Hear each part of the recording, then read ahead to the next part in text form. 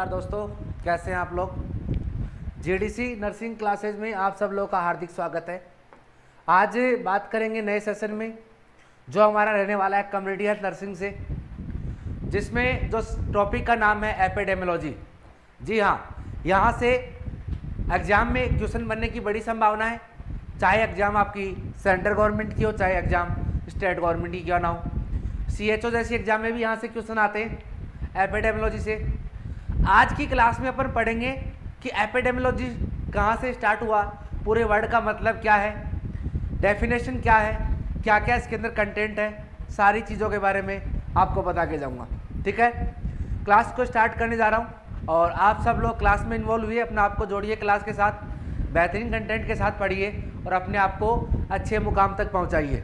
चलो आगे बढ़ते हैं, ज़्यादा टाइम वैसे भी अपन वैसे नहीं करेंगे। बात करें, एक हमने नीचे आपके सामने एक हेडिंग डाल रखी है जिसका नाम है पेपर से पहले फुल रिवीजन।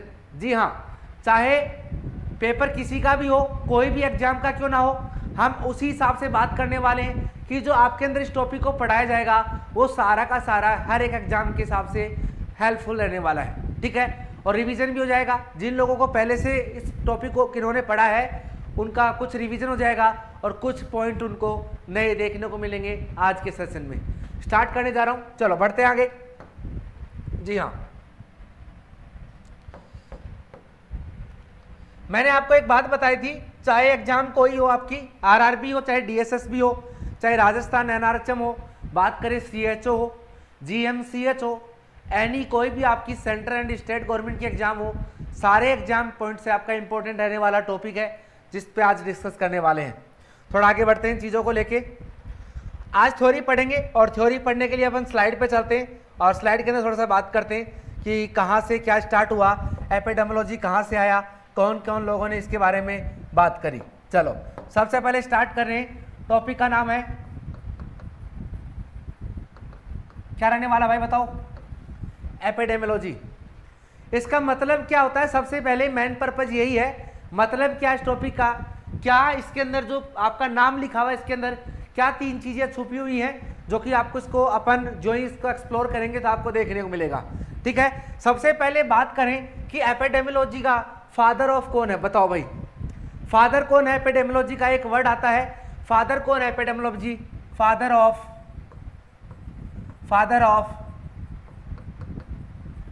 एपिडेमियोलॉजी, बताओ भाई कौन है फादर, क्या नाम आएगा। जब भी आपको पूछा जाए तो बताना है कौन रहेगा आपका, जॉन स्नो। ये कौन है, इनके फादर हैं, इन्होंने इसकी डिस्कवरी करी सबसे पहले, इन्होंने इसकी रिसर्च करी सबसे पहले, इन्होंने इसके बारे में बताया एपिडेमियोलॉजी के बारे में। अब बात करते हैं, एक वर्ड और आता है जिसका नाम है हिपोक्रेट्स। हिपोक्रेट्स बोल सकते हैं, फादर ऑफ मॉडर्न मेडिसिन। क्या बोला मैंने, मॉडर्न मेडिसिन की बात आए तो आपको बता के जाना जिसका नाम है हिपोक्रेट्स। अब यहाँ पे अपन तीन प्रकार के वर्ड हैं जिसके बारे में थोड़ा डिस्कस करेंगे कि जो आपका एपिडेमियोलॉजी है इसमें तीन प्रकार के वर्ड हैं। चलो थोड़ा बताता हूँ। एक आपका रहने वाला है एपी, क्या रहेगा एपी। दूसरी बात करें आपकी रहने वाला है डेमो, क्या रहने वाला है डेमिक। और तीसरा रहने वाला है लॉजी। बताओ भाई क्या मतलब होता है। पूरा जो अपना एक टॉपिक का नाम था एपिडेमियोलॉजी, उसको मैंने तीन पार्ट में डिवाइड किया है। क्या मतलब होता है, एपी का मतलब होता है अमंग, अमंग का मतलब होता है आने वाली चीजें, जहां पे डेमिक का मतलब आप बता सकते हैं पीपल, किसकी बात कर रहे हैं, पीपल की बात कर रहे हैं। और लॉजी का मतलब होता है आपका स्टडी। क्या तीनों वर्ड समझ में आए क्या, आगे बढ़े। चलो थोड़ा और बात करते हैं तो डेफिनेशन के बारे में कि डेफिनेशन में क्या समझाएगा। इसके डेफिनेशन का मतलब क्या होता है, एपिडेमियोलॉजी में डेफिनेशन क्या है वो थोड़ा सा ध्यान रखना। Study of analysis and distribution, क्या लिखा, स्टडी ऑफ एनालिसिस डिस्ट्रीब्यूशन। एक वर्ड आपको रखना है व्हेन, हु, और तीसरा आपका वेयर। जी हाँ, पूरी आपकी एपिडेमियोलॉजी इन्हीं तीनों वर्ड पे टिकी हुई है। सबसे पहले व्हेन, हु और वेयर। यदि आपको एपिडेमियोलॉजी के बारे में बात करना है तो तीनों के तीनों आपकी चीजें काम आने वाली हैं। अब और बात करें सर आगे, तो अपन ने लिखा study of analysis distribution and of health. अपन ने क्या करना है, स्टडी करनी है, एनालिसिस करनी है कि जो हु व्हेन और वेयर कि कहां पे, क्यों और कहां। यदि आपने तीनों वर्ड पे काम किया तो आप इसके बारे में बता सकते हैं। ठीक है, समझ में आया क्या? Disease condition defined and population, disease condition defined as population. क्या यहां तक समझ में आया? ये इसकी डेफिनेशन रहने वाली है जो मैंने आपको लिखवाई है। ठीक है, इसका एक छोटा सा डेफिनेशन में बात करें, एक और भी रहने वाला है जिसको बोल सकते हैं ब्रांच ऑफ मेडिकल साइंस। जी हाँ, यदि बात करें शॉर्ट में इसको बोलते हैं ब्रांच ऑफ मेडिकल साइंस। किसकी ब्रांच है? मेडिकल साइंस की ब्रांच है। ठीक है, व्हेन ट्रीट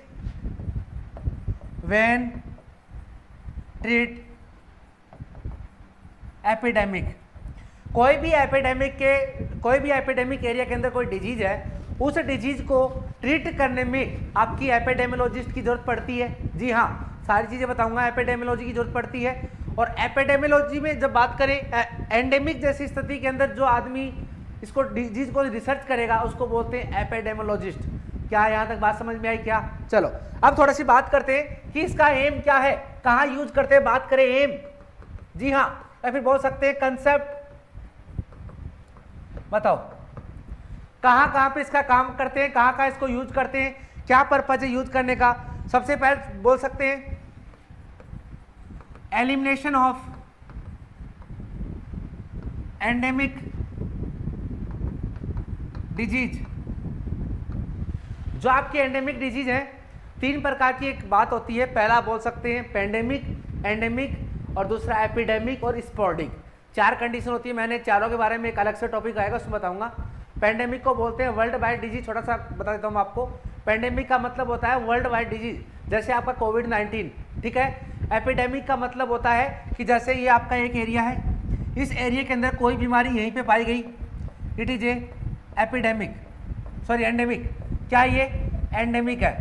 एपिडेमिक की बात करें तो एक फिक्स जियोग्राफिकल एरिया के अंदर तो प्रेजेंट रहेगी, उसके अलावा आपको बाहर भी देखने को मिलेगी, इट इज ए एपिडेमिक। क्या है? एपिडेमिक। बात करें डिजीज आपकी पेंडेमिक वर्ल्ड वाइड, जैसे आपका कोविड-19 है, इस डिजीज की बात करें आप बता सकते हैं मलेरिया। कौन सी मलेरिया? एक पर्टिकुलर एरिया के अंदर आपकी देखने को मिलेगी, जापानीज एन्सेफेलाइटिस वगैरह। ठीक है, दूसरा एक वर्ड आपका एक वर्ड है जिसको बोलते हैं स्पोर्डिक। क्या समझते हैं? इसका मतलब ये है कोई डिजीज है, सीजनल डिजीज है, पहले अभी आपको देखने को मिली, 3 महीने का बीच में गैप आ गया, 6 महीने गैप हो गया, दोबारा 6 महीने बाद आपको डिजीज देखने को मिली, इट इज ए स्पोर्डिक। कहने का मतलब है जो आपका टाइम इंटरवल है वो काफी बीच में इसमें गैप है, इसको बोलते हैं आपका स्पोर्डिक।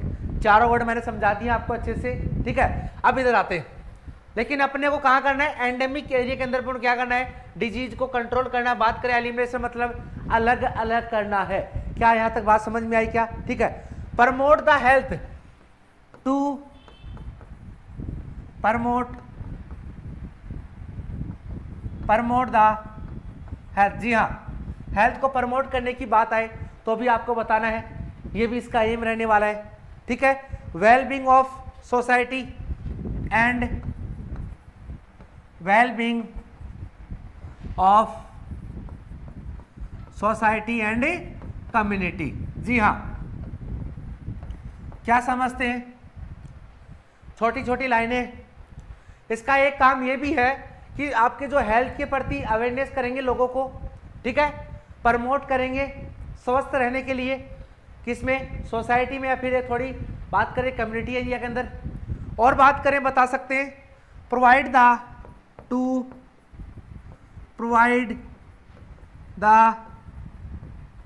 कंट्रोल ऑफ डिजीज प्लानिंग, कि डिजीज फैल तो गई है लेकिन उस डिजीज को कंट्रोल कैसे करना है उसके बारे में भी क्या करती है, प्लानिंग करती है। प्लानिंग के साथ साथ इम्प्लीमेंटेशन बोल सकते हैं, इम्प्लीमेंटेशन और आपका इवोल्यूशन। क्या समझते हैं भाई, नर्सिंग केयर प्लान में आपके 5 वर्ड आते हैं। पहला आपका असेसमेंट, उसके बाद गोल, उसके बाद बात करें आपका इम्प्लीमेंटेशन और लास्ट बात करें प्लानिंग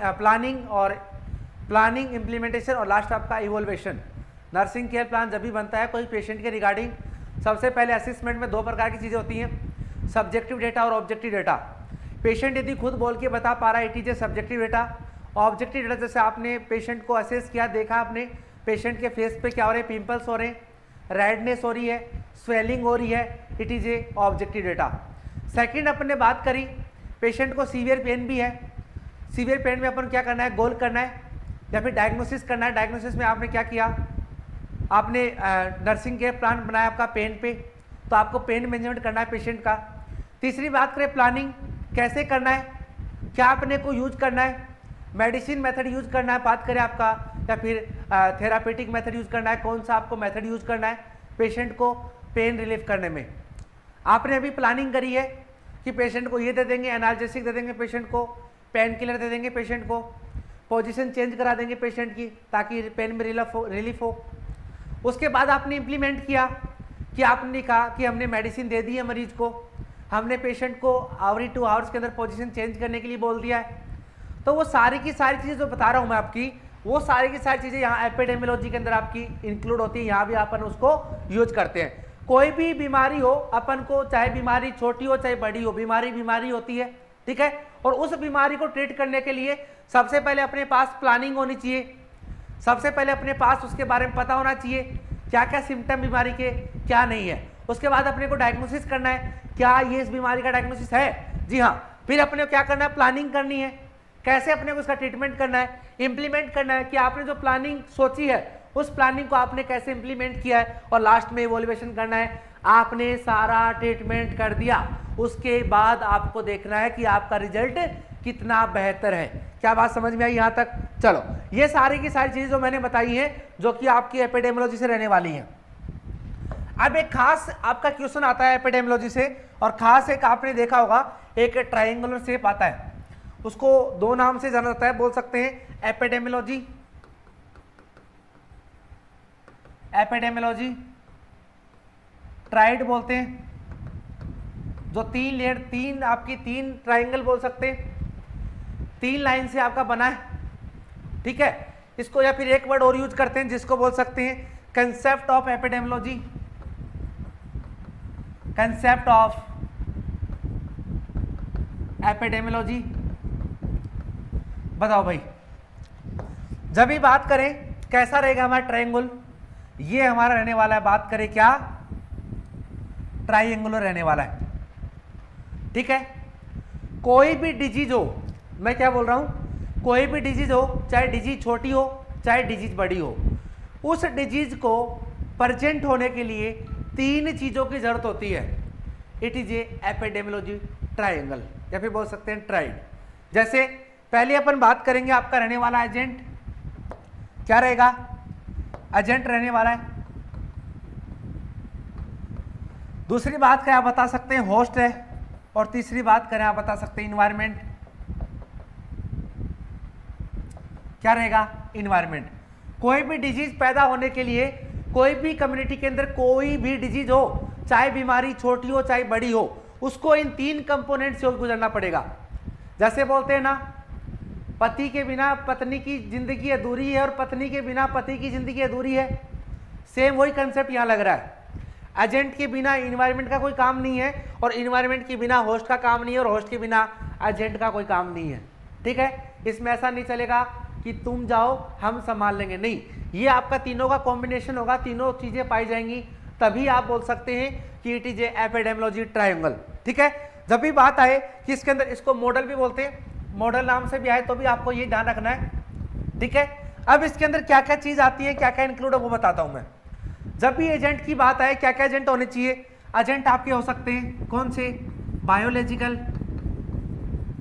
क्या समझते हैं बायोलॉजिकल से, बायोलॉजिकल से क्या समझते हैं बताओ भाई, बायोलॉजिकल कौन से एजेंट होते हैं, जो आपके बैक्टीरिया, फंगस, ठीक है, वायरस, वो सारे के सारे कौन से हैं, बायोलॉजिकल एजेंट होने वाले हैं, ठीक है। दूसरी बात कर सकते हैं अपन फिजिकल एजेंट, कौन सा, फिजिकल एजेंट रहने वाले, जी हाँ। तीसरी बता सकते हैं केमिकल, केमिकल में कौन से रहेंगे, वो जो आपके रेडिएशन वाले हो, कौन से हो, रेडिएशन वाले सारे के सारे किस में आएंगे, केमिकल के अंदर आने वाले, ठीक है। चौथा आपका बता सकते हैं मैकेनिकल, मैकेनिकल, मैकेनिकल से क्या समझते हैं कि आपके पास कोई आदमी बढ़िया जा फिर रहा है, ठीक है, एक्सीडेंट हो गया आदमी का, किससे हुआ, किससे हुआ, स्ट्रेन से हुआ, स्ट्रेन का मतलब होता है खींचना, कोई एक्सीडेंट हो गया, एक्सीडेंट में 4 कंडीशन पाई गई, स्ट्रेन, स्प्रेन, दूसरा आपका क्रिशिंग, ठीक है, कि आपकी हड्डी वड्डी टूट के क्या हो गई, क्रश हो गई, खींच गया आपका पैर, वो सारा का सारा किस में आएगा, मैकेनिकल में। जो आपके एक्सीडेंट, कोई भी मैकेनिकल, कोई गाड़ी से एक्सीडेंट हो गया, वो कहीं आएगा, मैकेनिकल के अंदर आने वाला है। क्या यहां तक बात समझ में आई। चौथा बात कर सकते हैं न्यूट्रिशनल, बताओ भाई, खाना पीना यदि आपने अच्छे से नहीं खाया तो वो भी आपका एजेंट के अंदर कन्वर्ट हो सकता है। क्या यहां तक बात समझ में आई क्या, ये सारे के सारे आपके क्या है, एजेंट रहने वाले। अब बात करेंगे इन्वायरमेंट, कैसा इन्वायरमेंट चाहिए, कोई भी बैक्टीरिया, कोई भी फंगस या फिर कोई भी आपका केमिकल सब्सटेंस के लिए क्या क्या चीजें प्रेजेंट होनी चाहिए, तभी ये आपका डिजीज में कन्वर्ट हो जाएगा, ठीक है। सबसे पहले बात करें कि इन्वायरमेंट कैसा होना चाहिए, आपका फिजिकल होना चाहिए, फिजिकल इन्वायरमेंट, क्या समझते हो भाई, हैं, क्या समझते हो फिजिकल इन्वायरमेंट से, बताओ बताओ। फिजिकल का मतलब ये होता है कि जैसे कोई पानी वानी भर रहा है, ठीक है, आपने देखा कोई गंदा पानी भर रहा है, कहीं पे गंदा कुछ ऐसा सामान गिरा हुआ है जिससे आपका फैलने के चांसेस ज़्यादा है, ठीक है, समझ रहे हैं। और जहाँ गंदा होगा वहाँ पे क्या होंगे, आपके मच्छर वगैरह जल्दी आएंगे, या फिर बात करें प्रोटोजोआ वगैरह इंक्लूड हो जाएंगे, तो आप बोल सकते हैं it is a physical environment, ठीक है। दूसरा यहीं पे आपका केमिकल, सेम ऊपर वाले रहने वाले हैं, केमिकल इन्वायरमेंट, जी हाँ। कोई जैसे आप कोई फैक्ट्री में काम कर रहे हैं या फिर कोई भी पर्सन है फैक्ट्री में काम कर रहा है, उस फैक्ट्री में रेडिएशन की मात्रा ज़्यादा है। बात करें आप एक्सरे डिपार्टमेंट, मान लो हॉस्पिटल का एक्सरे डिपार्टमेंट है, उसमें आपका रेडिएशन ज़्यादा है, या फिर कोई केमिकल, ऐसी केमिकल बात करें कहीं एसिड वेसिड बनता हो, ठीक है, कहीं पे ऐसा कुछ अपनी बॉडी के लिए हार्मफुल वाला कोई केमिकल बन रहा हो, उस फैक्ट्री में काम कर रहा है। काम करते करते लंबे टाइम हो गया, पेशेंट जो आपका नॉर्मल हेल्थी आदमी है काफ़ी लंबे टाइम तक एक्सपोजर हो रहा है उस चीज़ों से, डेली एक्सपोजर हो रहा है, और एक्सपोजर होते होते धीरे धीरे क्या हो गया, उसको कैंसर हो गया है, कुछ भी हो सकता है। It is a chemical environment, जी हाँ, ये भी ज़रूरी है। और तीसरी बात करें, आप बता सकते हैं बायोलॉजिकल, बायोलॉजिकल, जी हाँ, बायोलॉजिकल इन्वायरमेंट भी होना जरूरी है, ठीक है, समझ में आया। और बात कर सकते हैं साइकोसोशियल,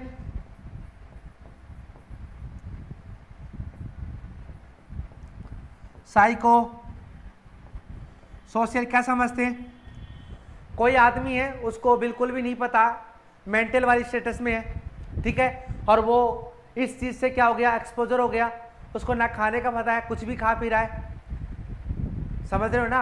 अरे पागल आदमी तो कुछ भी खा पी सकता है, कुछ भी कर सकता है, ठीक है। तो it is A psycho social की बात हो रही है। अगली बात करें कि आपका इसमें आपके आने वाले हैं फूड सप्लाई वगैरह, ये सारे के सारे किस में आएंगे, बता सकते हैं इसमें आने वाले इन्वायरमेंट के अंदर। क्या बताया मैंने, फूड एंड वाटर सप्लाई, समझ में आया। और बोल सकते हैं इसके लिए आपका वेदर, जी हाँ, मौसम की बात कर रहा हूं, वेदर का एनवायरनमेंट होना जरूरी है। टेम्परेचर, तापमान पे भी डिपेंड करता है सब चीजें। और बता सकते हैं सैनिटेशन, सैनिटेशन से क्या समझते हैं भाई? आप अपने आप को कैसे स्वस्थ रख रहे हैं, आसपास का इन्वायरमेंट कैसा है, वो सारा का सारा किस में आएगा? सैनिटेशन के अंदर। मैंने जितने ही पॉइंट आपको लिखवाए हैं सारे के सारे किससे रहने वाले हैं बता सकते हैं आप? सारे के सारे इन्वायरमेंट के ऑप्शन है। Physical environment, chemical, biological, psychosocial, food and water supply, बात करें मौसम और टेम्परेचर और सैनिटेशन।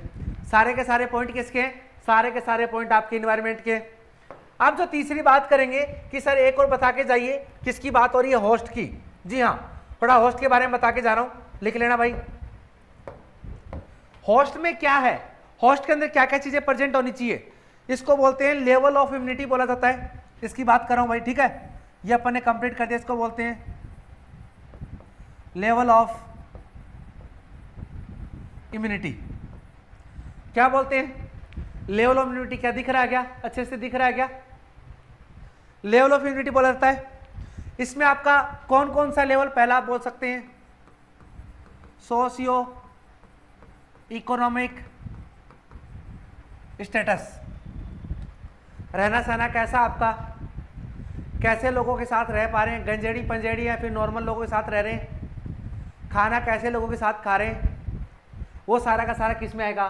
सोशियो इकोनॉमिक के अंदर, ठीक है। और बात करें आपकी उम्र की, बात करें एज, जेंडर, ठीक है, ये सारे भी होस्ट के अंदर इंक्लूड होंगे, ठीक है। बता सकते हैं न्यूट्रिशन, ये भी आपका इसके अंदर इंक्लूड होने वाला है। और बात करें जेनेटिक, बताओ भाई जेनेटिक से क्या समझते हैं?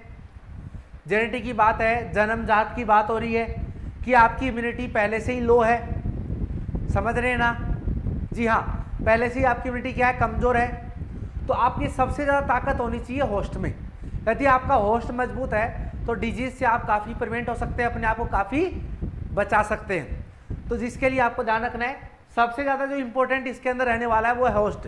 यदि आपका होस्ट इम्यूनिटी, जब भी मैंने लिखा है लेवल ऑफ इम्यूनिटी की बात हो रही है कि आपकी बॉडी की इम्यूनिटी कैसी है, इम्यूनिटी पावर कैसी है। जो बात करें दूसरी डिजीज से लड़ने की, तो छोटी मोटी बीमारियां ऐसे घूमती रहती हैं, उनसे आप कैसे इन्वॉल्व होते हैं, कैसे आप उनसे बच पाते हैं, वो सारा का सारा कहाँ काउंट होगा? बात करते हैं होस्ट के अंदर, ठीक है। उसके अलावा मेंटल स्टेटस, मेंटल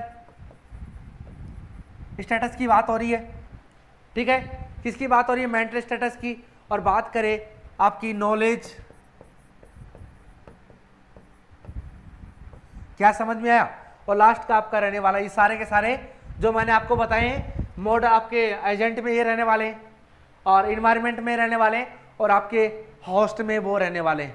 तीनों प्रकार के मैंने लिखा दिए। सोशो इकोनॉमिक स्टेटस यदि अच्छा है तो आपकी इम्यूनिटी में कोई दिक्कत नहीं आएगी, बराबर आप खाना खाएंगे, अच्छे से खाना वाना खाएंगे, ठीक है। यदि आप अल्कोहल भी करते हैं तो अच्छी कंपनी की यूज करेंगे, ऐसे आप कच्ची दारू नहीं पिएंगे जिसको एथेनॉल बोला जाता है। It is a dangerous for human body, because क्यों? क्योंकि आपका लीवर सिरोसिस कर देगी, ठीक है। इसके अलावा age, gender, nutrition, genetic. Age की बात करें, छोटे बच्चों की इम्यूनिटी बड़ी कम होती है, और जो आपके एज, ओल्डर एज के लोग हैं उनकी इम्यूनिटी ज़्यादा क्या होती है? कमज़ोर होती है, समझ रहे हैं। तो सबसे ज़्यादा डिजीज होने के चांसेस कौन सी एज में? जो आपकी छोटी बच्चों की एज में, और बात करें ओल्ड एज में। जेंडर का मतलब ये है कि मेल के बजाय फीमेल में बीमारियां होने के चांसेस ज़्यादा हैं, ठीक है, क्योंकि मेल की इम्यूनिटी की बात करें ज़्यादा पाई गई है, क्योंकि पुरुष प्रधान देश है, ठीक है। अगली बात की जाए न्यूट्रिशन की, कि खाना कैसा खा रहे हैं आप लोग।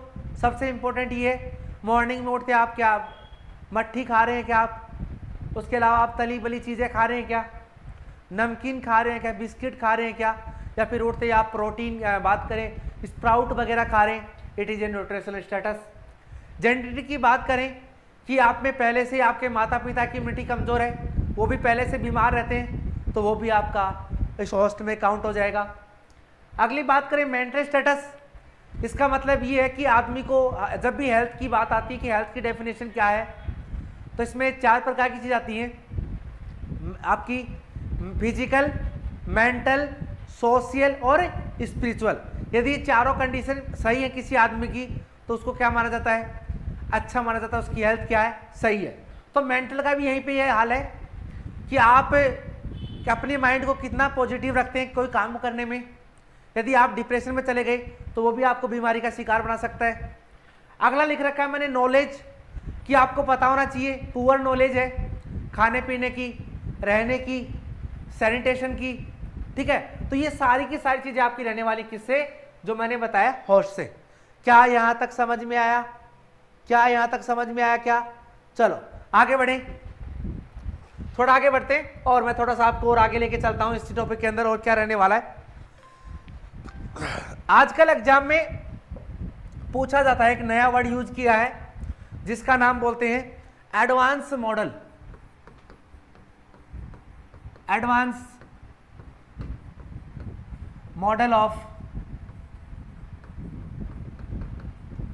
एपिडेमियोलॉजी। बताओ भाई क्या समझते हैं? वो तो अपना एपिडेमियोलॉजी का ट्रायंगल था, अब की बात हो रही है advance model of epidemiology triangle, बोल सकते हैं ट्राइड। बताओ सेम वैसा ही है, वही अपना तीनों बुझाव वाला। कौन सा? तीनों बुझाव वाला, लेकिन अब की बार कुछ चेंज कर दिया है। चेंज क्या किया है? जहां पे अपन ने एजेंट लिखा था वहां पे अब इन्होंने लिख दिया है कॉजिटिव एजेंट, कॉजिटिव एजेंट, ठीक है। जहां पे अपने यहां पे इन्वायरमेंट लिखा था वहां पे इन्होंने लिखा है कल्चरल इन्वायरमेंट। क्या समझ में आई यहां तक बात? क्या समझ में आई यहां तक बात? जहां पे अपन लिखते थे आपका होस्ट लिखते थे वहां पे इन्होंने लिखा है पॉपुलेशन। क्या लिखा है? पॉपुलेशन। तीन वर्ड है, पहला आपका पॉजिटिव एजेंट रहने वाला है, दूसरा मैंने बताया कल्चरल इन्वायरमेंटल, और तीसरी बात करें आपका पॉपुलेशन। जी हाँ, यदि ये तीनों चीजें होंगी तभी आपका बोल सकते हैं क्या है, यहाँ पे काम करता है ये। कोई भी बीमारी को होने के लिए सबसे पहले आदमियों की जरूरत पड़ती है। पॉपुलेशन का मतलब, अरे आदमी नहीं होंगे तो बीमारी कहाँ होगी? समझ रहे हैं ना? बीमारी होने के लिए आदमियों की जरूरत होगी, और आदमियों की जरूरत होगी तो पॉजिटिव एजेंट भी चाहिए, और उसके साथ साथ आपके इन्वायरमेंट भी होना चाहिए, जो उसके फेवरेबल इन्वायरमेंट होना चाहिए। क्या यहाँ तक बात समझ में आई क्या? चलो अब कल्चर में आपके वही आने वाले हैं बायोलॉजिकल, केमिकल, तीसरा बता सकते हैं आप और बोल सकते हैं सोशल। तीन प्रकार के आपकी इन्वायरमेंट होनी चाहिए, बायोलॉजिकल, केमिकल और सोशल। क्या यहां तक बात समझ में आई क्या? ठीक है। इसमें इसको एक नाम और बोला जाता है पीपल अफेक्टिंग फैक्टर। ये मैंने आपको लिखा दिया है एपिडेमियोलॉजी। चलो 5 मिनट में रिवाइज करते हैं वापस से पूरा एपिडेमियोलॉजी, कहाँ से क्या स्टार्ट हुआ, कौन कौन लोग हैं, किस किस के बारे में मैंने बताया है। चलें 2 मिनट। चलो पहली स्लाइड पे आते हैं। पहली स्लाइड पे मैं आपको शुरू से वापस से एक बार एक्सप्लेन करता हूँ क्या क्या चीज़ें थी। चलो स्टार्ट करें, आओ पहली स्लाइड पे। ये अपनी पहली स्लाइड रहने वाली है। मैंने बताया एपिडेमियोलॉजी बारे में, फादर कौन है? जॉन स्नो रहने वाले। यहीं पे आपको पूछा जाए फादर ऑफ मॉडर्न मेडिसिन, तो आपको बताना है हिपोक्रेट्स। आगे बढ़िए। ईपीआई मैंने आपको बताया एपिडेमियोलॉजी 3 प्रकार के वर्ड से बनी होती है। पहला आपका ईपीआई जिससे बोल सकते हैं अमंग, ईपीआई एक और रहने वाला है, ठीक है। डेमिक की बात करें, पॉपुलेशन की बात हो रही है, और लॉजी का मतलब स्टडी, ठीक है। डेफिनेशन मैंने लिखा ही study of analysis and distribution when who how of the health disease condition defined as the population, ठीक है। और branch of medical science when treat of the epidemic, ठीक है। ये सारी की सारी मैंने आपको लिखा दी है।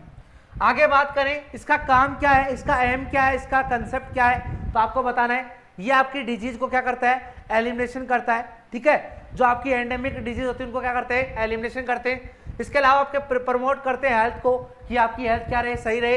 इसके अलावा बोले कि कंट्रोल करते हैं डिजीज को, और डिजीज कंट्रोल करने के लिए प्लानिंग, इम्प्लीमेंटेशन और आपका इवोल्वेशन, इस तरह से क्या करते हैं? काम करते हैं। थोड़ा आगे बढ़ते हैं। मैंने ट्राइंगल बनाया आपके सामने एपिडेमियोलॉजी का, जिसमें अपन ने लिखा है जो आपका एजेंट की बात करें बायोलॉजिकल, फिजिकल, केमिकल और मैकेनिकल और न्यूट्रिशन, ये आपके 5 एजेंट होने चाहिए। हमने इन्वायरमेंट लिखा, फिजिकल इन्वायरमेंट होना चाहिए, केमिकल होना चाहिए, बायोलॉजिकल होना चाहिए, साइको सोशल और food water supply, temperature, weather वगैरह क्या होना चाहिए, आपके सारे के सारे कहेंगे इन्वायरमेंट में आने वाले। इधर हमने बात करी होस्ट के बारे में, सोशियो इकोनॉमिक स्टेटस वगैरह, इसके अलावा आपकी एज, जेंडर, और बात करें nutrition, genetic, mental status, knowledge वगैरह सारी की सारी मैंने आपको लिखा दी है। क्या यहाँ तक बात समझ में आई? चलो आगे बढ़ते हैं, अपने आप को नॉलेज के साथ डेवलप करें और आपका जेडीसी के साथ बराबर जुड़े रहें, ठीक है। जेडीसी परिवार आपको बहुत अच्छा नया कंटेंट लेके आएगा और आप सब लोग अच्छे से क्लास को शेयर करें। हर एक बार फ्यूचर नर्सिंग ऑफिसर तक की क्लास जानी चाहिए ताकि वो अपने आप को एनालिसिस कर सके, क्या उसके लिए कंटेंट है वो इनफ है या फिर कुछ नया कंटेंट उसको देखने को मिला है। एडवांस मॉडल एपिडेमिक की बात करें, मैंने लिखवाया ये रहने वाला है एडवांस की पूछे तो पॉजिटिव एजेंट, दूसरा आपका कल्चरल इवेंट और तीसरा आपका रहने वाला है पॉपुलेशन। 3 वर्ड से आपका बनेगा एडवांस वाला, ठीक है। इधर हमने बात करी पीपल अफेक्टिंग फैक्टर किस में आएंगे, पॉपुलेशन के अंदर काउंट होंगे। उधर मैंने कल्चरल में 3 प्रकार के कल्चर, बायोलॉजिकल, केमिकल और सोशल, यदि ये तीनों प्रकार के आपके बात करें कल्चर पाए जाते हैं तो उसको बोल सकते हैं ये क्या आपका एडवांस मॉडल एपिडेमियोलॉजी ट्राइड है। क्या यहाँ तक बात समझ में आई? चलो, तो आज की क्लास में हमने छोटा सा टॉपिक लिया था एपिडेमियोलॉजी, जो कि बड़ा इंपॉर्टेंट है, हर एक एग्जाम पॉइंट से यहाँ से कोई ना कोई क्वेश्चन आपका घूम फिर के आ जाता है, तो आप लोग इस टॉपिक को देखना अच्छे से और अच्छे से पढ़ना। ओके, आज के लिए इतना ही रहने वाला है। जय हिंद, जय भारत। जुड़िए जेडीसी क्लास के साथ और जेडीसी नर्सिंग में आप सब लोग अपने आप को इन्वॉल्व करिए, क्लास को शेयर करें, लाइक करें, सब्सक्राइब करें और बेल आइकन को ऑन करें ताकि आपको नई अपडेट टाइम टू टाइम मिलती रहे। ओके, आज के लिए इतना ही। जय हिंद, जय भारत।